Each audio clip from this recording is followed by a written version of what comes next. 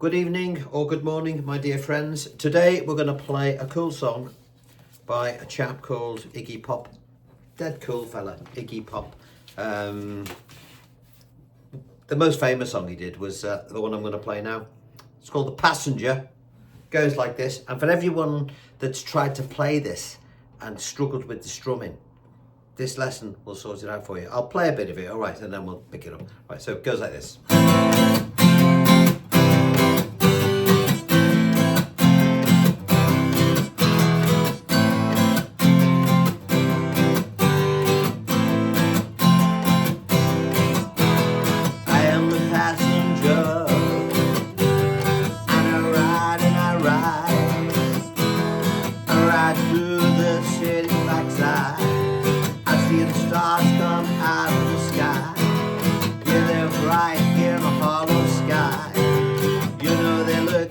Good tonight.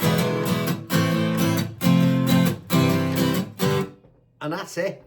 It does that pattern right the way along.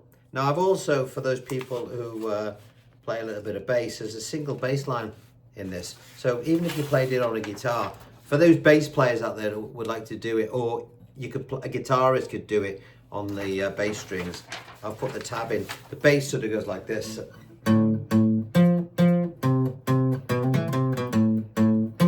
It's only a 2-bar thing. 1, 2, 3, 4. 1, 2, 3, 4. All right, so we've got all the bits to make a cool sound. And also, if if you go onto YouTube, you can actually just, let me show you this now because I will forget. Bear with me. Hold on. You can get this. I found this before. If you go onto YouTube and put in The Passenger Iggy Pop drum track, you'll get this. Okay? And this is great if you want to play along to it. Some kind soul is. Wait for the fill.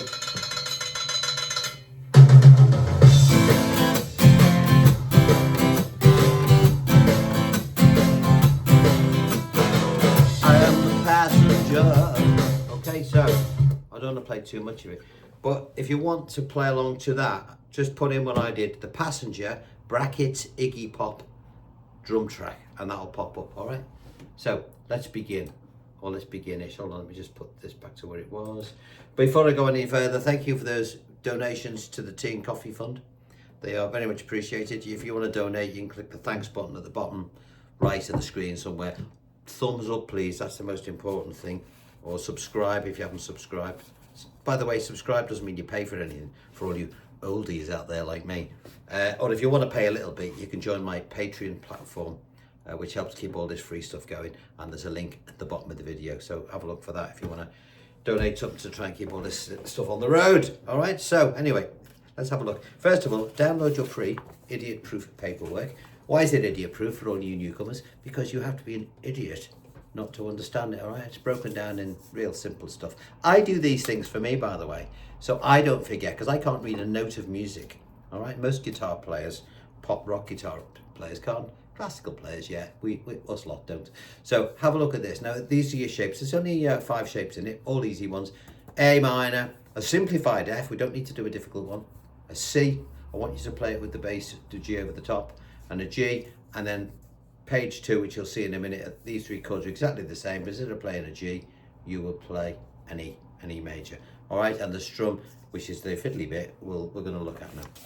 So, if you haven't looked at my other lesson on strumming, for you beginners out there, you need to do it. Because the one thing that most players, or not most, but a lot of players cock up on this, they can't get their head around the strum.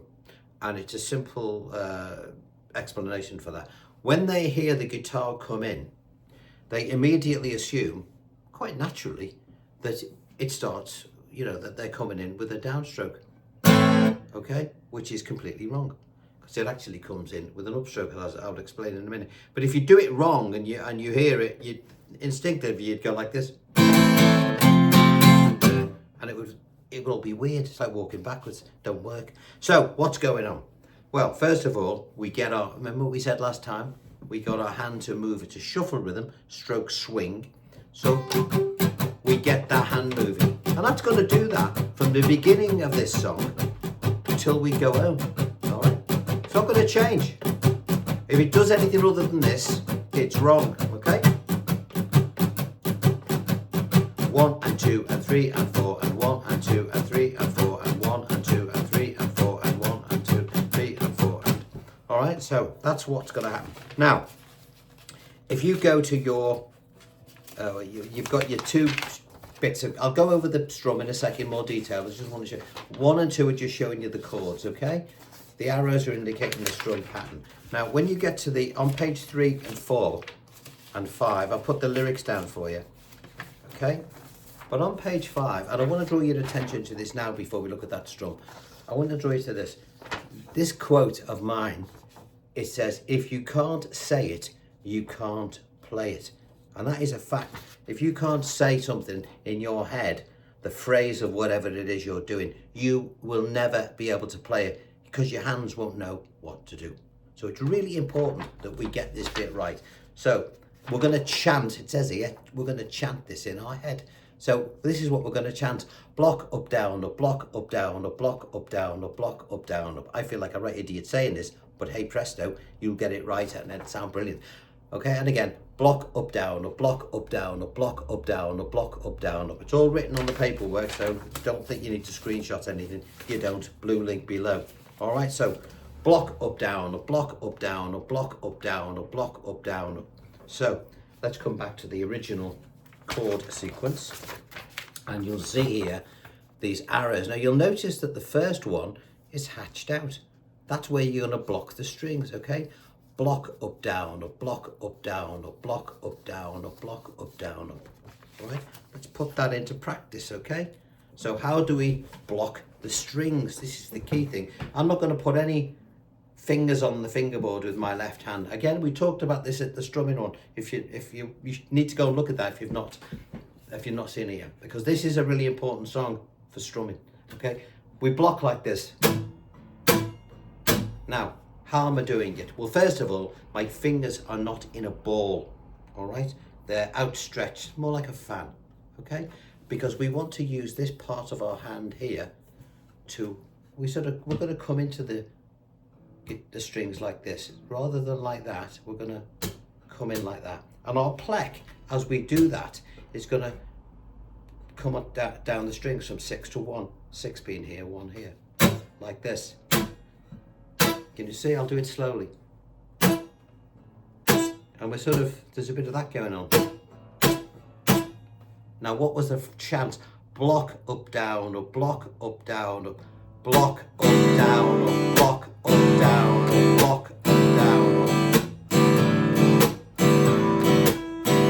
up. No hands.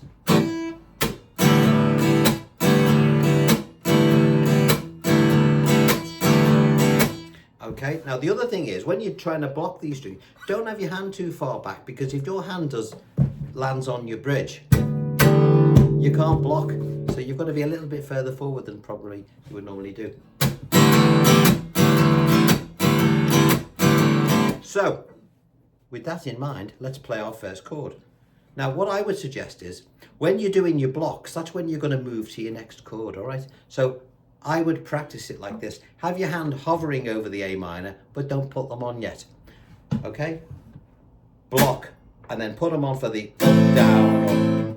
As soon as you've done your up, down, up, take them off and block. And when they're blocked, that's your opportunity to be moving to your next chord, which in this instance is F. So very slowly, here's our A minor. Mute this string with your thumb. We don't want to hear it, okay? When you put your A minor on. So block, up, down, block, and we go to our F.